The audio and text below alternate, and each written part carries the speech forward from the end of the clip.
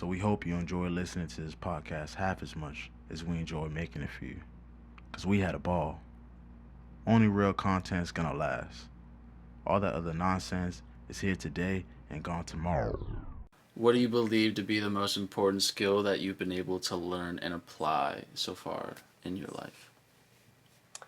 Oh wow, that's such a great question. Like I don't know. Um, I think actually a great skill is like I guess self awareness and like um looking internally. So I'm not saying not to be like self absorbed or anything. Like self awareness, where it's like, No, for sure. what do you know is like your strengths, your weaknesses. What can you put up? What do you actually want to do?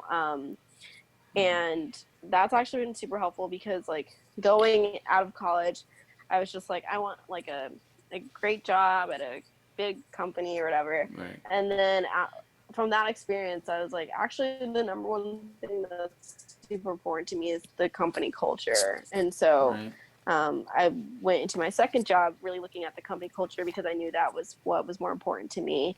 And I also kind of narrowed it down to like, I want to do comedy TV Mm-hmm. development, which is super niche, but I knew that that's what I wanted to do. So there's a lot of people that will tell you like, oh, you should just take this job, or because I was Mm-hmm. unemployed at the time. So like even my parents were just like, they didn't really understand why I like wasn't really like accepting jobs, and I was like, nope, it Right. has to be like comedy Mm-hmm. TV, that's the next step. Right. And so I'm very happy, like I believed in myself and listened to myself because it did work out in the end. um Mm-hmm. and I just listened to my gut, and I think that's something that I'm really proud of, and that I'm going to keep trying to do going forward, is just listening inside and kind of blocking out everyone else's views, but like Right. really seeing like what's best for me and like going forward with that.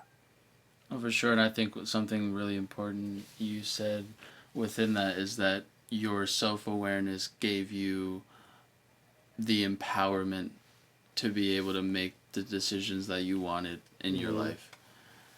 And I think that's really important. So you didn't take those jobs that people were just like the jobs that you were like, oh, just so I can say I have a job here, I'll take Mm-hmm. it. You know what Yeah. I'm Right. saying? I think that's a really good, It's really good no, it's answer. commendable. Yeah, it's Yeah, good. Thank you. Yeah, it's But so much no, I easier agree said than though. done. yeah, Self-awareness is a skill. for sure. Self-awareness is a huge skill. I'd like to ask you just on top of that for anybody listening who has never thought of self awareness as being a skill. Could you share maybe one or two things that you do as a practice, or did as a practice, or still do to cultivate that self awareness? Yeah. So a lot of times I'm really big on like goals and journaling and stuff like that. So um when I journal, like I think about things that like, I could have learned from a situation. So if that's like a relationship ending, a job ending, a friendship ending, like what what did I possibly do in that situation? What's the lesson to be learned here, so I don't keep being in the same like mistake, I guess. Right.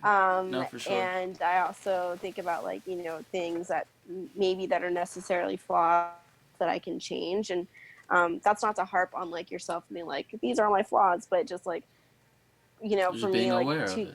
yeah, like Right. me 2 years ago, I was just like, wow, I'm super impatient. Like it just kind of clicked. A lot of times it'll just click, and I'm like, wow, I am incredibly impatient. It's actually getting to the point where like I'm just constantly disappointing myself because my impatience, and I'm not even like enjoying experiences because I'm super impatient.